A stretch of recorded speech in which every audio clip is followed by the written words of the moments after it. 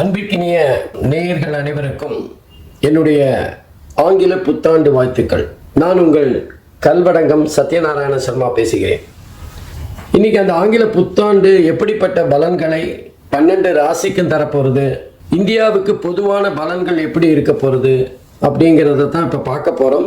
அதாவது 1/1/2024 அன்று பஞ்சமி திதி திங்கட்கிழமை கன்னியா லக்னத்தில் சிம்ம ராசியில் மகம் நட்சத்திரத்தில் இந்த ஆங்கில புத்தாண்டு இனிதே பிறக்க போகின்றது.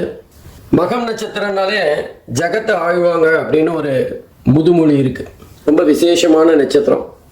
அந்த நட்சத்திரத்தில் இந்த ஆங்கில புத்தாண்டு பிறக்கிறதுனால 2024 அப்படிங்கிற இந்த ஆண்டு நம்முடைய இந்தியாவை ஆளுகின்ற ஒரு ஆண்டாக இருக்கும். நம்ம இஷ்டப்படி நம்ம அந்த ஆண்டை கையில் எடுத்து நமக்கான வழிமுறைகளை எடுத்து செல்ற மாதிரி எல்லாம் இருக்காது. முழுஷா இந்த ஆண்டு இந்த ஆண்டு எப்படி போறது அப்படிங்கிறது இந்த ஆண்டோட கையில தான் இருக்கு. குறிப்பா சொல்லணும்னா இது ஒரு மாற்றத்திற்கான ஆண்டு. இந்த ஆண்டோட மிக முக்கியமான குறிக்கோள், லட்சியம் இதெல்லாம் சொல்லணும்னா மாற்றம் ஒன்றே மாறாதது அப்படின்னு சொல்லுவோம். அந்த மாதிரி இது மாற்றத்திற்கான மிக அற்புதமான ஆண்டாக இருக்க போகின்றது. ஏன் அப்படின்னு பார்த்தோம்னா, குறிப்பாக மகர ராசியில் சனி பகவானும் புளூட்டோ கிரகமும் இணைந்து கடந்த பல வருடங்களாக, அதாவது ஒரு 3-4 வருடங்களாக சஞ்சாரம் செய்து கொண்டிருக்கின்றது. பொதுவாக புளூட்டோ கிரகம் ஒரு ராசியில் 30-35 வருஷம் வரைக்கும் சஞ்சாரம் செய்வார். சனி பகவான் அந்த மகர ராசியில் ஒரு 2.5 வருஷம் சஞ்சாரம் செய்வார். மகர ராசிங்கிறது நம்ம இந்தியாவோட ராசி. ஆகவே இந்தியாவோட ராசியில புளூட்டோ கிரகமும் சனி கிரகமும் இணைந்து இருக்குமே ஆனால் அது மிகப்பெரிய ஒரு புரட்சியை ஏற்படுத்துகின்ற ஆண்டாகத்தான் இருக்கும்.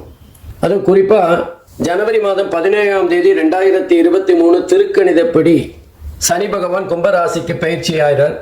அதுக்கப்புறம் அதிசாரமா வக்கரமா அவர் மகரத்திலும் கும்பத்திலுமாக சஞ்சாரம் செய்து பலன்களை தந்து கொண்டிருக்கின்றார்.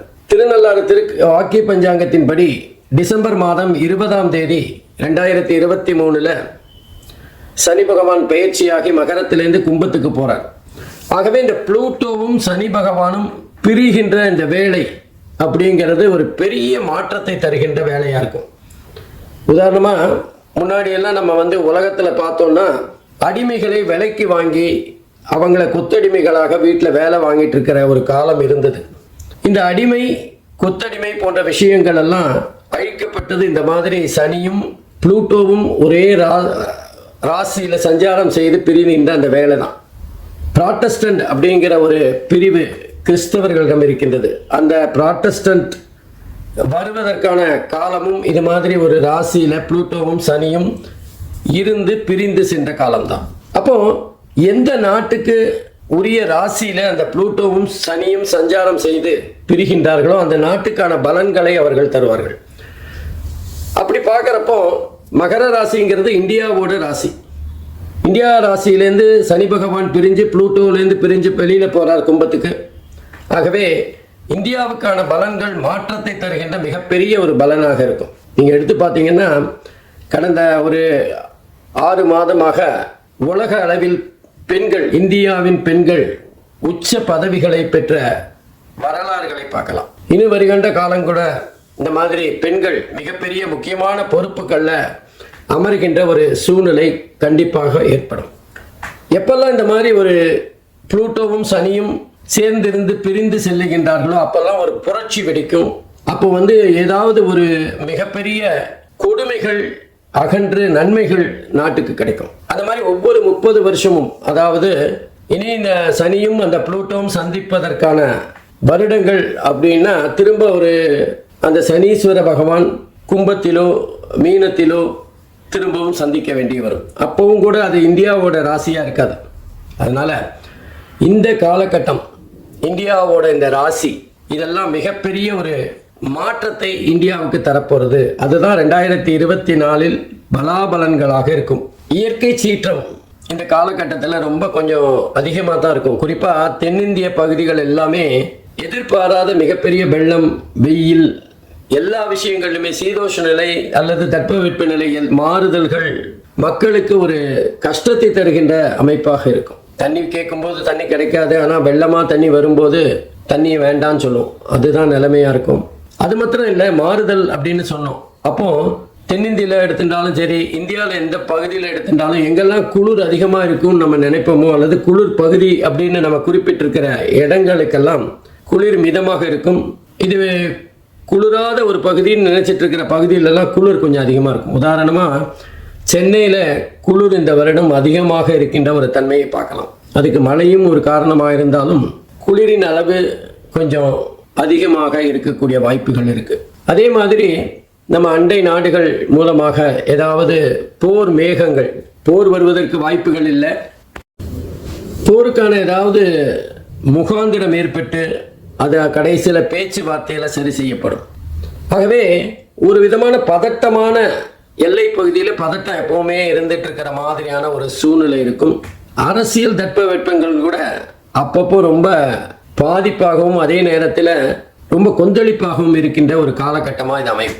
எதிரிக்கு எதிரி நண்பன் சொல்லுவோம், ஆனால் அரசியலில் எதிரி நண்பர் இதெல்லாம் கிடையாதுங்கிற ஒரு தாத்பரியம் இருக்கு. அந்த வகையில் எதிர்பாராதவர்கள் சேருகின்ற ஒரு மிகப்பெரிய மாறுதலை இந்த வருஷம் சந்திக்க போகிறோம். அதுக்கப்புறம் இந்த ஒரு புதிய நோய், கண்ணு சம்பந்தமாக ஏதாவது ஒரு நோய் வரக்கூடிய வாய்ப்புகள் இருக்குது.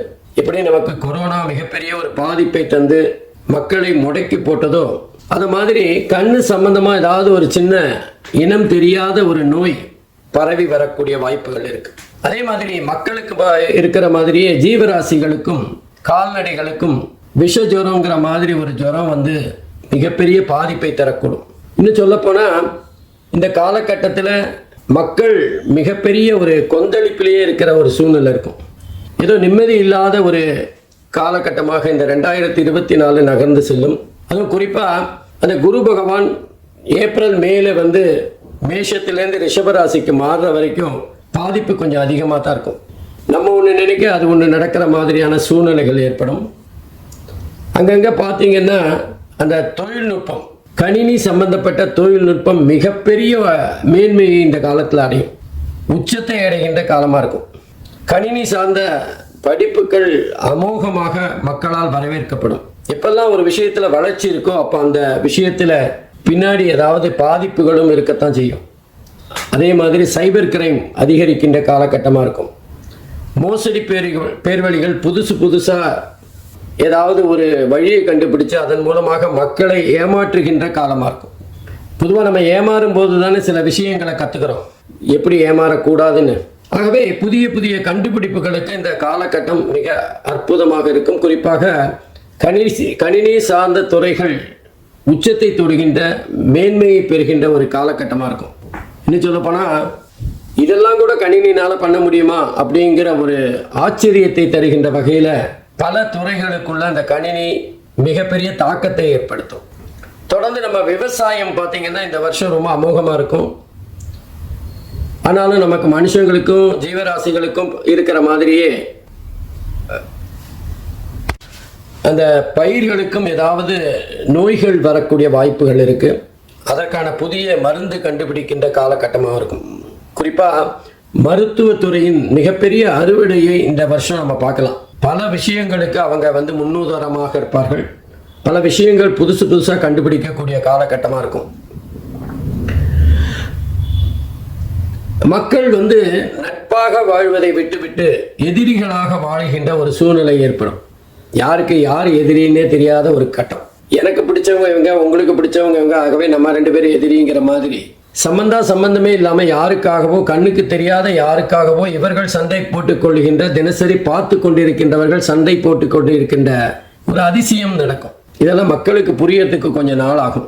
இந்த 2024 முழுவதுமாகவே ஒரு குழப்பமான ஆண்டாகத்தான் இருக்கும்.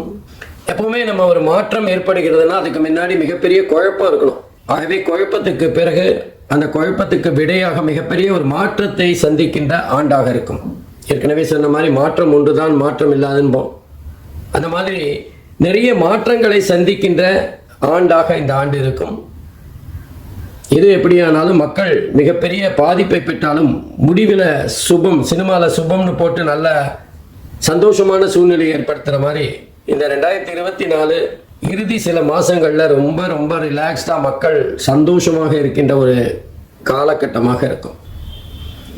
ஆகவே இந்த 2024 மக்கள் எல்லாம் பெற்று எல்லா வகையிலும் முன்னேற்றங்களை அடைவதற்கு இறைவனை பிரார்த்திக்கின்றேன். ஒவ்வொரு ராசிக்கும் எப்படிப்பட்ட பலன்களை தரப்போறதுங்கிறத பார்க்கலாம். அன்பிற்கினிய கும்பராசி என்பர்களே, இந்த 2024 எப்படிப்பட்ட பலன்களை கும்பராசி அன்பர்களுக்கு தரப்போகிறது அப்படின்னு தான் பார்க்க போகிறோம். கும்பராசி அன்பர்களுக்கு 2024 புத்தாண்டு வாழ்த்துக்கள். இந்த 2024 காலகட்டங்களில் இந்த வருட கிரகங்களான சனி, குரு, ராகு, கேது எப்படிப்பட்ட அமைப்பில் இருக்கோ அது சம்பந்தமாக பலன்கள் மாறக்கூடிய வாய்ப்புகள் இருக்குது. பொதுவாக இந்த 4 கிரகங்களை சுற்றி தான் பலாபலன்கள் பெருசாக இருக்கும். கும்பராசியை பொறுத்தவரை ஜென்ம ராசியில் சனி பகவான் சஞ்சாரம் செய்கின்றார், ஆட்சியாக இருக்கின்றார், தன்னோட சொந்த வீட்டிலேயே இருக்கார். அது ஒரு விதத்தில் நல்லது தான். தொடர்ந்து 2வது வீடு என்று சொல்லப்படுகின்ற பாக்கியஸ்தானம், தனஸ்தானம், குடும்பஸ்தானத்தில் ராகு பகவான், ராகுவும் குருவோட வீட்டிலேயே இருக்கார். 3வது இடம் என்று சொல்லப்படுகின்ற முயற்சி ஸ்தானத்தில் குரு பகவான், அஷ்டமஸ்தானம் என்று சொல்லப்படுகின்ற 8வது இடத்துல கேது பகவான் அமர்ந்து பலாபலன்களை தர இருக்கின்றார். பொதுவாக கும்பராசியை பொறுத்தவரை இந்த புது வருடமானது ஏதோ ஓரளவுக்கு பரவாயில்லை அப்படிங்கிற மாதிரி தான் பலன்கள் இருக்கும். எடுத்த காரியங்கள் எல்லாம் ஒரு தடங்கள் இருக்கக்கூடிய வாய்ப்புகள் இருக்கு. 3 அடி முன்னாடி போனால் 2 அடி பின்னாடி வருகின்ற ஒரு நிலைமை தான் இருக்கும்.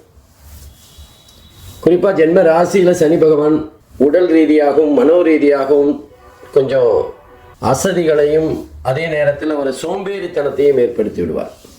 இதெல்லாம் பண்ணணுமா, நம்ம இதை பண்ணி என்ன போகிறது, பெரிய லாபம் ஒன்றும் இல்லையே அப்படிங்கிற ஒரு தயக்கத்தை உருவாக்குவார். அது வியாபாரமாகட்டும், தொழிலாகட்டும், வேலையாகட்டும், எல்லா இடத்துலையுமே ஒரு விரக்தி மனப்பான்மையுடன் செயல்படுகின்ற ஒரு சூழ்நிலையை தந்து விடுவார். ஏன்னா நம்ம வேலை பார்க்கறதுக்கு ஏற்ற வருமானம் இல்லைன்னா அதில் ஒரு இன்ட்ரெஸ்ட் இல்லாத சூழ்நிலை தான். அதே நேரத்தில் உடல் ரீதியாகவும் கொஞ்சம் டயர்ட் ஆகிற மாதிரி ஃபீலிங். பொதுவாக நம்ம 8 மணி நேரம் கஷ்டப்படாமல் வேலை பார்த்தவங்க இப்போ 5 மணி நேரம் வேலை பார்க்கும்போதே கொஞ்சம் டயர்ட் ஆகிற மாதிரியான ஒரு உடல் தளர்ந்து விடும். அதே நேரத்தில் கடுமையாக உழைக்க வேண்டிய சூழ்நிலையும் ஏற்படும். வியாபாரம் இப்போ தான் பிக்கப் ஆகிற மாதிரியான ஒரு தோற்றத்தை தரும். அல்லது நம்ம வியாபாரத்தில் நம்ம கூட வேலை பார்க்குறவங்க சில நாட்கள் வராததுனால அவங்களுக்கோட வேலையும் சேர்த்து நம்மளே பார்க்கக்கூடிய கட்டாயம் ஏற்படும்.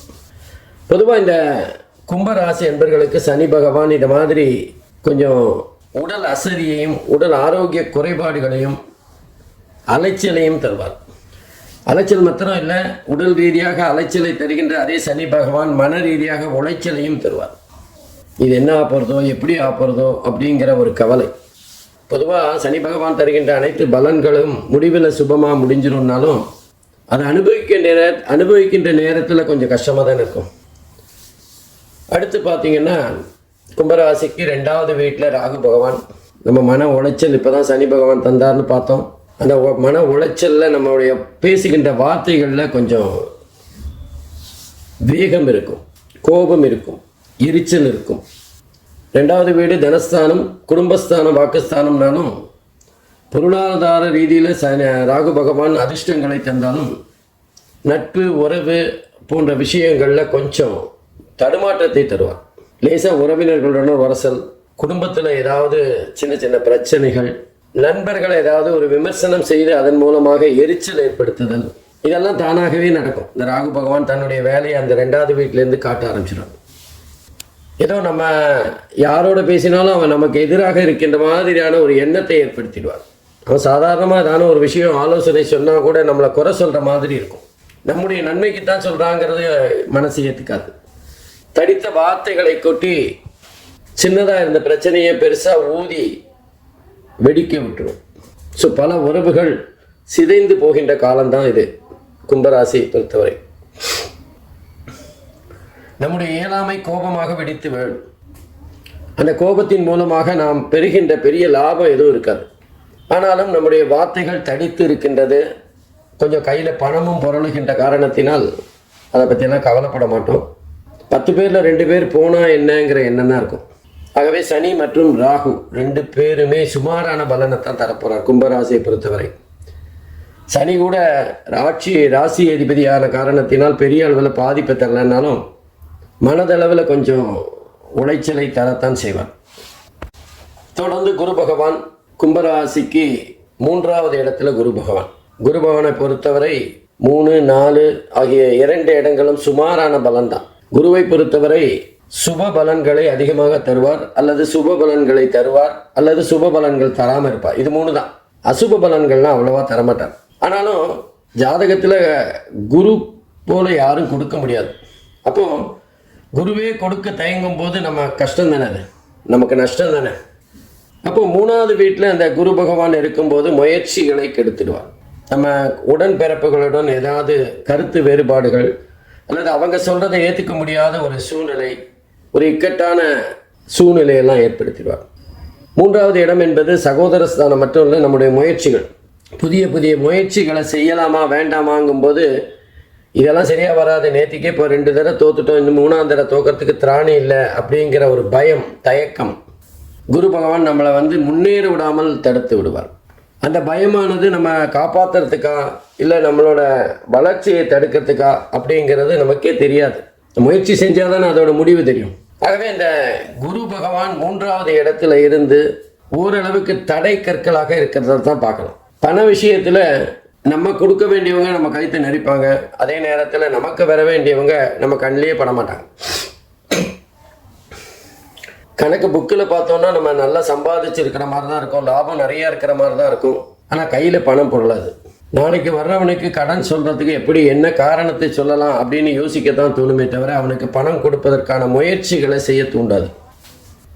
ஆகவே லேசாக நம்முடைய தடுமாற்றம் உண்மைக்கு புறம்பாக மாறுகின்ற ஒரு இடமாற்றமாக மாறிடும். ஆகவே இந்த கும்ப ராசியை பொறுத்தவரை குரு பகவானோட இருப்பிடம் அவ்வளவு ஸ்லாகியம் இல்லை, அவ்வளவு பெரிய நன்மைகளை தந்து விடாது. கடைசியில் எப்படி இருந்தாலும் குரு பகவான் காப்பாற்றிட்டு வரனாலும் கொஞ்சம் 3வது இடத்துல இருக்கிற குரு பகவான் நமக்கு கொஞ்சம் எதிர்மறையாக செயல்படுற மாதிரியான ஒரு சூழ்நிலை தான் இருக்கும். உண்மையிலேயே குரு பகவான் கெடுபலன்களை தரமாட்டார். ஆனால் நடக்கிறதெல்லாம் பார்க்கும்போது நம்மளை முன்னேற விடாமல் செய்கின்ற போது அது கெடுபலனாக தானே எடுத்துக்கணும். அடுத்து கடைசியாக கேதுவும் அஷ்டமஸ்தானத்தில் போய் உட்கார்ந்துருக்கார். கும்ப ராசியை பொறுத்தவரை 8வது இடத்துல கேது பகவான். 8வது இடத்துல எந்த கிரகமாக இருந்தாலும் அது நல்ல பலன்களை தரப்போறதில்லை. 4, 8, 12 ஆகிய இடங்கள் நம்முடைய தசாபுக்திகளுக்கு எதிரானதாக இருக்கும். தசாபுக்தி 4, 8, 12 தசாபுக்திகள் நடக்கும்போது நம்ம கஷ்டங்களை அனுபவிக்கின்ற காலமாக இருக்கும். அப்போ 8வது வீட்டு அந்த கேதுவோட அஷ்டமஸ்தானத்தில் இருக்கிற கேதுவோட தசாபுக்தி நடக்கிறவங்க கொஞ்சம் கவனமாக இருக்கணும். அவமானங்கள் வரலாம், கௌரவ குறைச்சல் ஏற்படலாம், நம்மளோட மதிப்பு நமக்கு மிக முக்கியமானதாக இருக்கும். தன்மானம் அப்போ தான் ரொம்ப சூடாக எந்திரிக்கும். அவமானப்படுகின்ற காரணத்தினால் அது நம்ம பேச முடியாத ஒரு சூழ்நிலை ஏற்படும். சில சமயங்களில் நமக்கு அதுக்கும் சம்பந்தம் இல்லாமல் இருந்தாலும் நம்ம விமர்சிக்கப்படுவோம். நமக்கு கீழே இருக்கிறவன் வேலை பார்த்து தப்பாக வேலை பார்த்துருப்பான், அந்த பையன் நம்ம மேலே வந்து விடும். அவன் சரியாக செய்யாததுக்கு நம்ம தான் பொறுப்புன்னு காட்டுவான். நாளைக்கு அவன் நல்லா பண்ணும்போது அந்த பாராட்டு நமக்கு வராது. அவன் தப்பாக செய்யும்போது அதோட கஷ்ட காலங்கள் நம்ம மேலே விடியும். இந்த மாதிரி இந்த 8வது வீடுங்கிறது ஒரு பெரிய குழப்பமான இடம். ஏன்னா நம்ம ஒரு தப்பு பண்ணுறோம், அந்த தப்புனால ஏற்படுகின்ற அவமானமாக இருக்கட்டும், எதுவாக இருந்தாலும் அதை நம்ம ஏற்றுக்கலாம். ஏன்னா நம்ம தப்பு பண்ணோம், அதுக்கு தண்டனையாக அதை ஏற்றுக்கலாம். ஆனால் இந்த 8வது வீடு வேலை பண்ணும்போது மாத்திரம் நம்ம கண்ட்ரோலே இருக்காது, நமக்கும் அதுக்கு சம்பந்தமே இல்லை. ஏதோ எப்படியோ நடந்த விஷயங்களுக்கு பாதிப்பு நமக்கு தான். யாரோ செய்கிற தவறுக்கு நம்ம தான் அசிங்கப்படணும். யாராவது விமர்சனம் செய்கின்ற போது அந்த விமர்சனத்துக்கு காரணியாக நம்ம இருப்போம். ஆகவே இந்த அஷ்டமத்து சனி அதில் கேது இருக்கும்போது கொஞ்சம் முளைச்சல், மன கஷ்டம், என்ன பண்ணுறதுன்னு தெரியாமல் ஒரு தவிப்போம் பார்த்தீங்களா, அந்த மாதிரியான ஒரு நிலைமை தான் இருக்கும். ஆகவே இந்த கும்ப ராசியை பொறுத்தவரை இந்த புத்தாண்டு ஆனது வருட கிரகங்களான சனி, ராகு, கேது, குரு 4மே ஓரளவுக்கு சுமாரான பலனை தான் தரப்போகிறார். அதில் சனி வேணால் விட்டுறலாம். ஏன்னா சனி வந்து கும்பராசிக்கு அதிபதி, 12வது வீட்டுக்கு அதிபதி. அவர் ஜென்ம ராசியில் இருக்கிறதுனால கொஞ்சம் அலைச்சலை தருவார். வேலையில் ஏராளமான வேலை பழுவை தருவார், அவ்வளோதான். மற்ற 3 கிரகங்களும் நம்மளுடைய மனசை பாதிக்கிற மாதிரியான பலாபலன்களை தரப்போகிறார். அதனால் கொஞ்சம் எச்சரிக்கையாக இந்த ஒரு வருஷத்தை கவனமாக கையாண்டா கும்பராசி என்பவர்களுக்கு சிறப்பானது. எதை கண்டும் தயக்கமாக இல்லாமல் பயப்படாமல் இருந்தால் பல விஷயங்களை சமாளிக்கலாம். நன்றி, வணக்கம்.